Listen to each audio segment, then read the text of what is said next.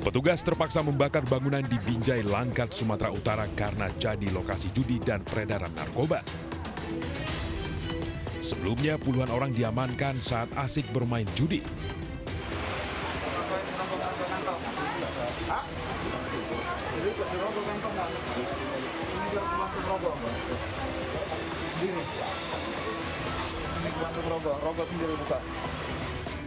Sembilan diantaranya perempuan karena berada di lokasi. Tak hanya judi, polisi juga menemukan beberapa paket narkoba dengan alat isapnya.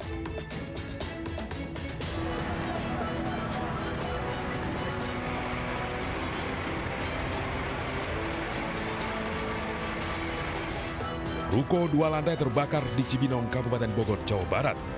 Api cepat membesar karena bangunan tidak punya alat pemadam kebakaran.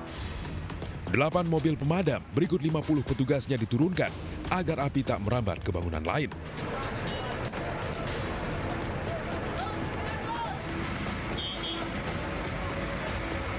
Nah, ini saya imbau kepada masyarakat, setiap pengusaha apapun demi kenyamanan dan ketenangan ke masyarakat, kepada pengusahanya sendiri, tolong disiapkan setiap rumah itu ada apar.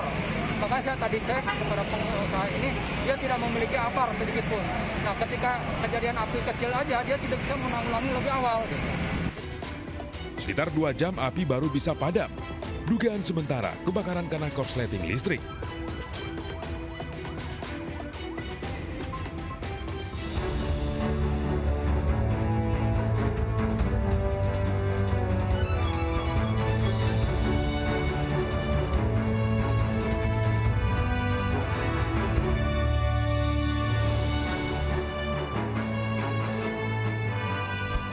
Selamat malam, selamat bergabung di iNewsroom. Di sini kita akan membahas isu-isu fenomenal, kontroversial, dan krusial yang menjadi sorotan bersama saya, Abraham Silaban. Langsung saja kita bergabung di iNewsroom dan kita mulai dengan informasi dari Brebes, Jawa Tengah. Di sana ada kecelakaan maut yang terjadi antara ambulans yang membawa jenazah dengan truk. 2 penumpang tewas.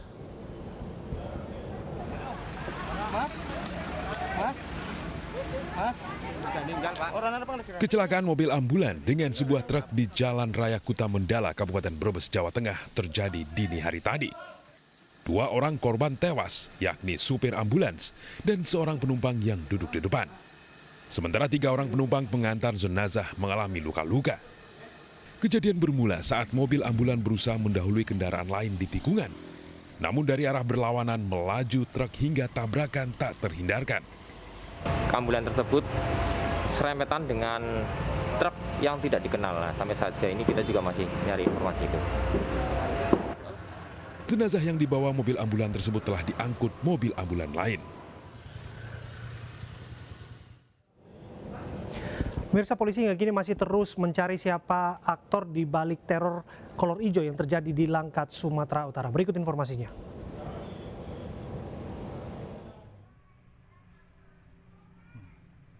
Aksi pria misterius tanpa memakai pakaian dan hanya menutup wajah membuat geger warga Langkat, Sumatera Utara. Sosok pria tanpa busana yang dinarasikan warga sebagai kolor hijau ini terekam kamera pengawas. Salah seorang warga desa Sambirjo menjadi korban aksi kolor hijau.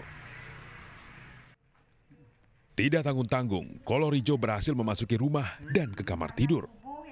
Pria misterius ini memandangi korban yang sedang tiduran usai melaksanakan sholat subuh.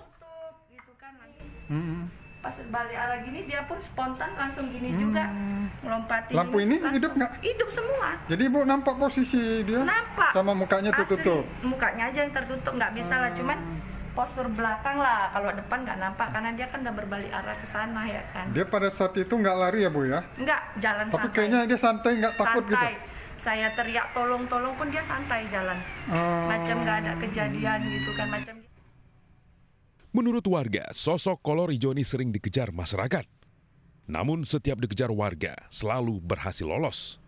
Rumah janda dan istri yang ditinggal suami menjadi target aksi kolor hijau. Tidak hanya di desa Sambirjo, sosok kolor hijau juga pernah muncul di desa lain. Ya, perempuan, kadang nengok dari jendela, kadang dia masuk ke dalam. Cumanya belum ada dengar bahwasannya itu ada tindak kriminal. Warga berharap kolor hijau dapat segera ditangkap agar warga tidak resah.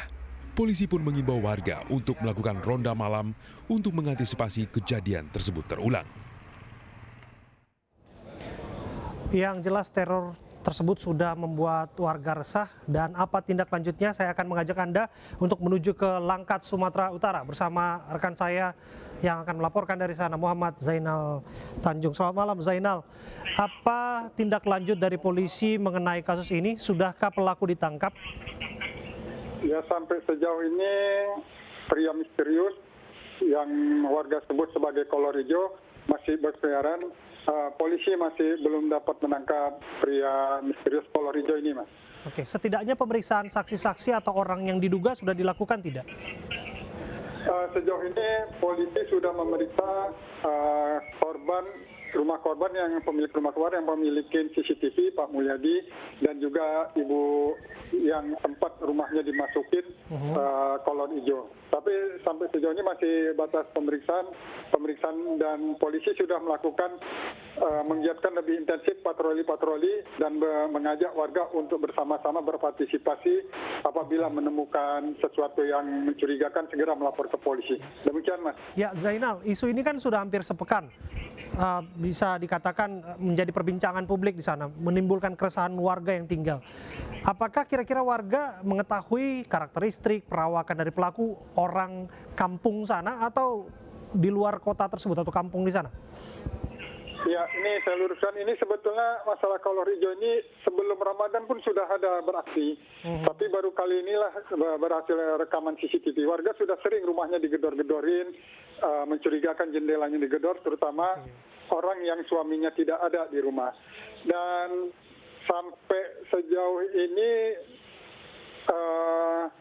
ya demikian, Mas. Gitu. Aksinya terornya serupa ya, bahwa ini dilakukan dengan tanpa busana, kemudian juga dengan menutupi wajah dan lain sebagainya?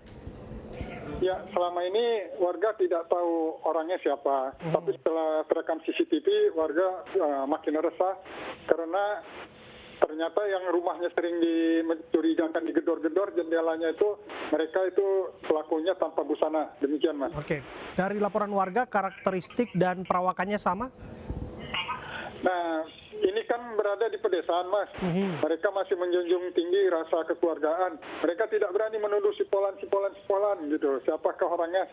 Mereka nggak berani.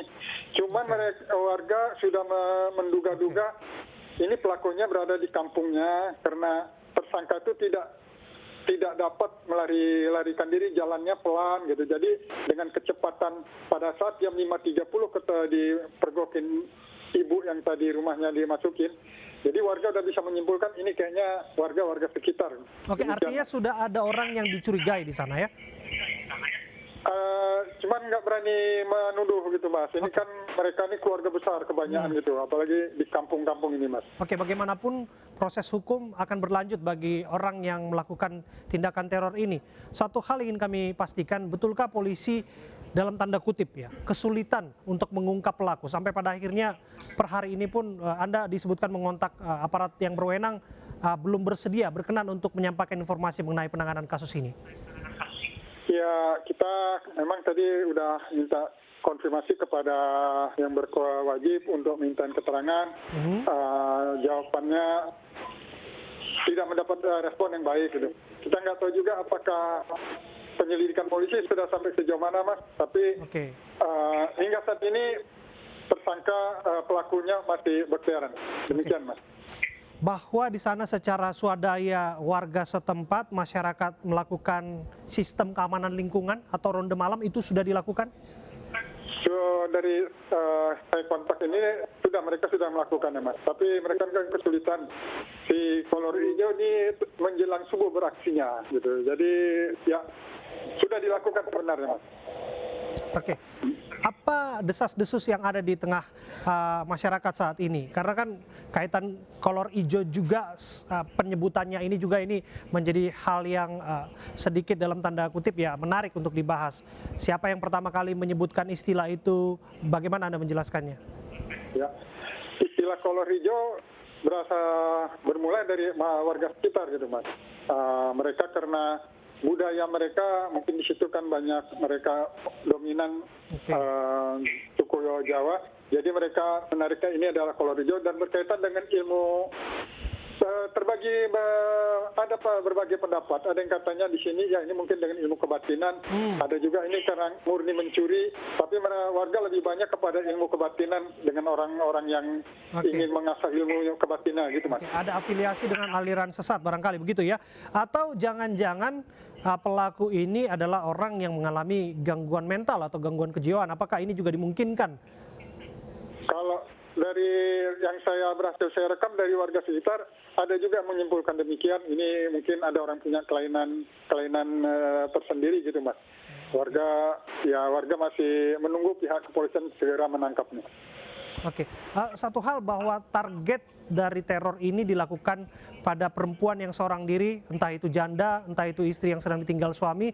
Yang menjadi pertanyaan berikutnya, bagaimana dia ya melakukan pola teror ini, pola menakut-nakuti seperti ini, mendapatkan informasi bahwa korbannya sedang dalam keadaan sendiri di ruangan atau di rumah, di kamar.